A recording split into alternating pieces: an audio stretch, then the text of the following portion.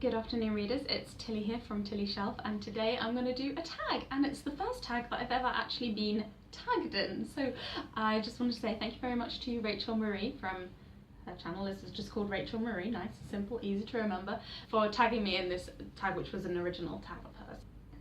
So it's called the Happily Ever After book tag, and essentially we are trying to switch characters from fairy tales with characters from favourite novels, or I've included some books that I've read recently and some sort of classic series that I think most people will know, and see whether they're still going to live happily ever after, or if something different's going to happen because you've changed the characters around. I have just come up with a selection of maybe about 20 names, and there's 10 prompts, so hopefully we'll end up with a bit of a range. And I put them in my partner's Hope mug. I think it's actually a bike brand, but I thought it was appropriate because we're still hoping for them to have a happily ever after, although with some of the character names that I've put in here, I think that might not happen. Chances of happy endings are slim. So yeah, without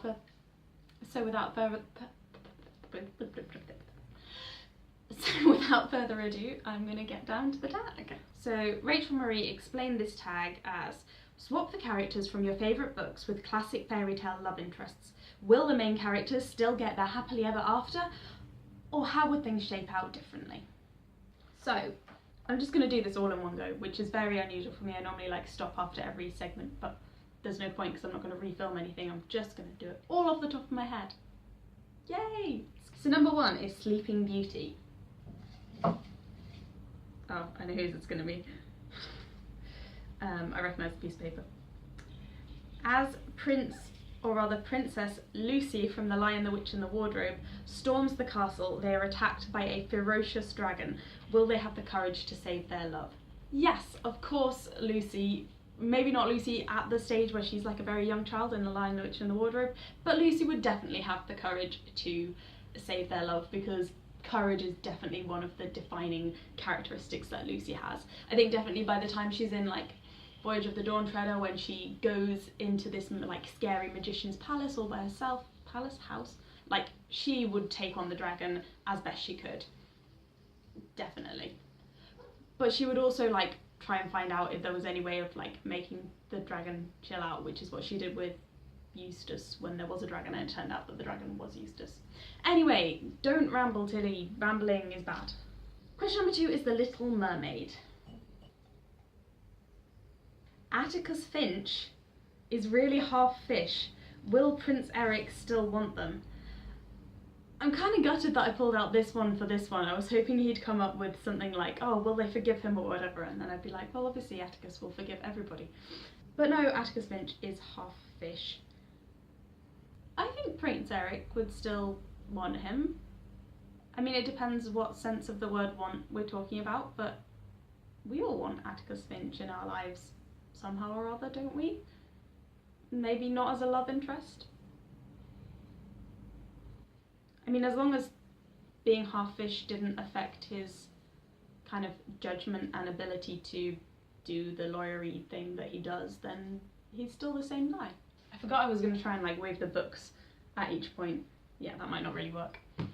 Question number 3 is Aladdin. Princess Essen from the 5th season,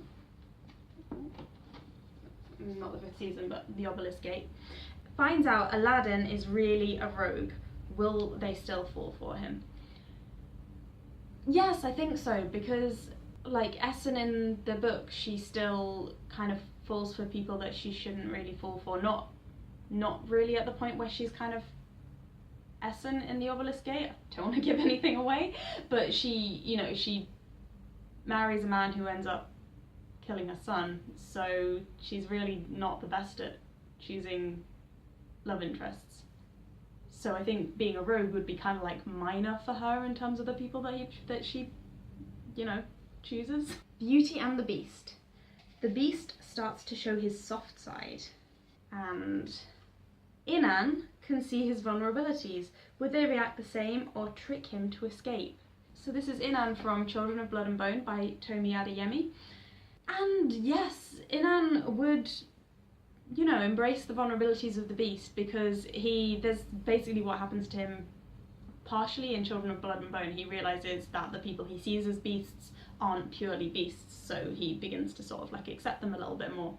But then, after accepting their vulnerabilities, like, a little way down the line, he would, like, the beast would, like, growl slightly and he would be like, no! Die! Die! Die! Yeah, that's how that would pan out. That's not a spoiler. I never spoiled books. Question 5, The Lion King. Gollum realises Simba has been alive in the Outlands all this time. Will they be able to forgive him? Gollum from Lord of the Rings, this is. The difficulty is figuring out who stands in for Simba for Gollum. Like, if Gollum realised that the ring hadn't been destroyed by the fires of Mount Doom and was still, like, out in the Outlands somewhere, yes, Gollum would forgive him 100%. Gollum would be like, yes, my precious, it's okay, I'll have you back. But if Simba is, say, Bilbo Baggins, Gollum wouldn't be forgiving him, he would be, like, after him to kill him because he stole his precious. Like, no forgiveness there, ever. Yeah, I think that's what would happen. Prompt number 6 is Cinderella. So, Cinderella. Prince Peter Malark discovers that Cinderella was the girl at the ball, but she appears to be a maid. Will he still want her? Of course he would. This is a solid happily ever after. Peter doesn't care about that kind of thing. In the books, he cares for Katniss even when he knows that she lives in the seam and everything already. So I don't think that poverty and, like, social status is something that really matters to him. If anything, he'd probably respect Cinderella more for knowing that she is a servant. The next one is Mulan, which is one of my favourite Disney films. Mulan is caught impersonating a male warrior by Laura Montreville.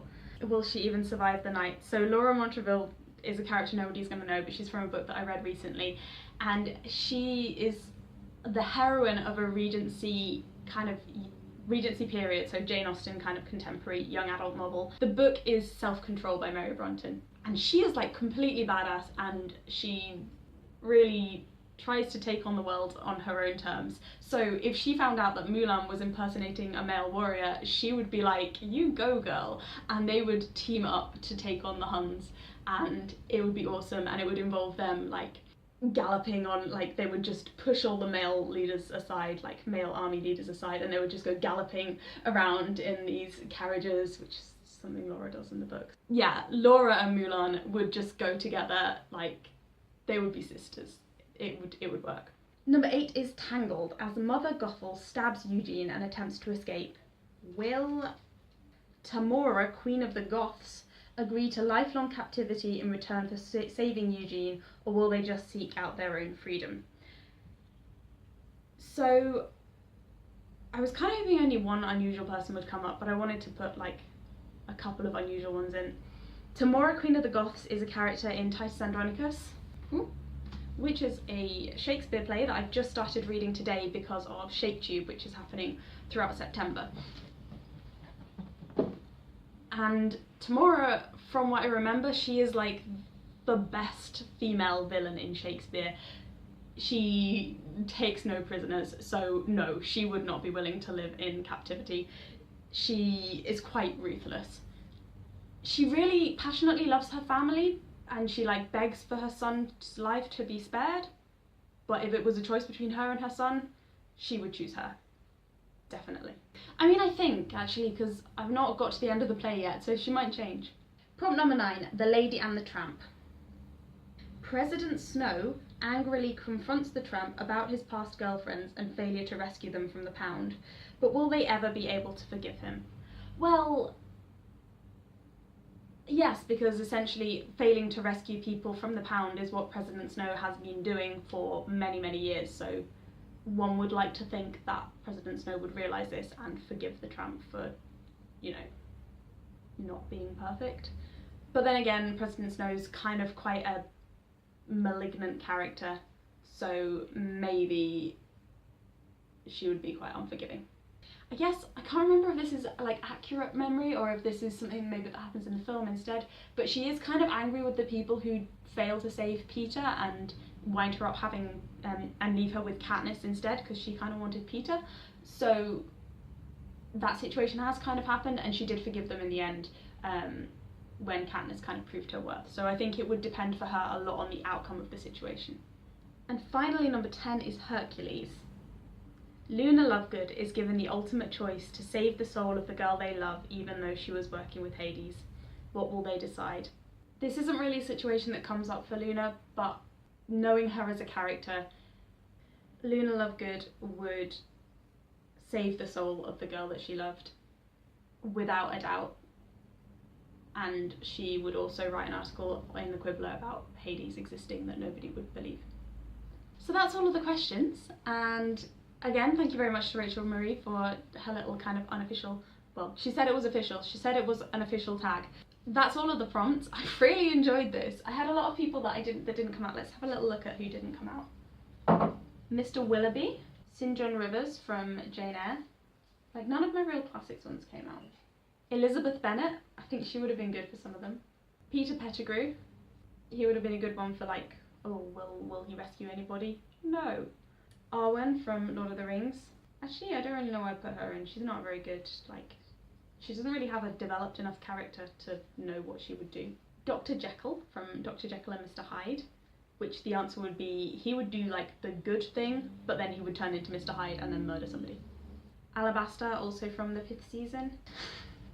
This one I wrote Miss Marple, then I crossed it out, then I wrote Poirot, then I crossed it out, and then I wrote Hastings, because Hastings is Poirot's sidekick and he is a true romantic, so I thought he'd be a good like fairy tale character. This has been a real blast. Like, I particularly liked, I know nobody else is going to find this funny because it's just not a book that many people have read, but I really liked picking out Laura Montreville and Mulan because they go so well together. So I hope you're all having a lovely afternoon. If you would like to do this tag, obviously go ahead. I'm going to pick out some people to tag and put them in the description and let them know somehow or other, because Rachel tagged me and then I just did it right off without any other preparation other than writing these names down, so I hadn't had a chance to like look at who she's tagged, who's done it, and who might appreciate being tagged, and kind of like think my way through who I'm going to tag for this. So that concludes today's little fairy tale happily ever after interlude. I think we had a few nice happy ever after situations. I think actually for most people it turned out pretty well. I might do a little tally and try and work out how many happy endings we got. Have a lovely afternoon. I will speak to you pretty soon hopefully, and yeah, generally happy reading. Bye!